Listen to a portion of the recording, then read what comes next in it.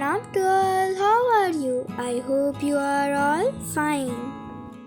Can you guess this plant? Yes, this is no other than the custard apple plant. As you can see, there are little fruits on our plants.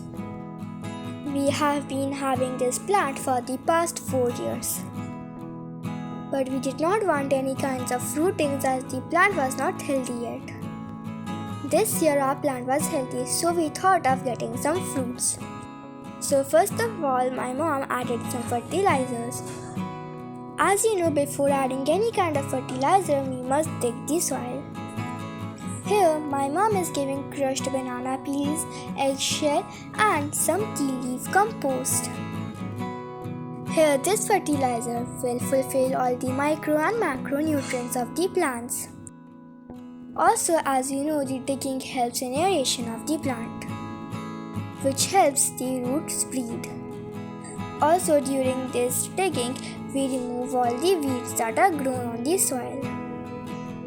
After a few weeks of giving the fertilizer, our plant had improved in health. As you can see here, the plant now has many flowerings. Now we have to simply pollinate them. But custard plant is really hard to pollinate. Also, there are no insects to pollinate here in urban areas as well. So hand pollination is a must for this custard plant. So now let me teach you how you can do this hand pollination easily with just using a brush. So you simply just have to take a brush and collect all the pollens from a male flower. Actually, the male flower's petals will be open and the female ones will be closed. So you can easily identify the flowers. These are the pollens of the male flower. Now you just have to insert it into a female flower. And if you wish to, you can directly collect the pollens from the male flowers.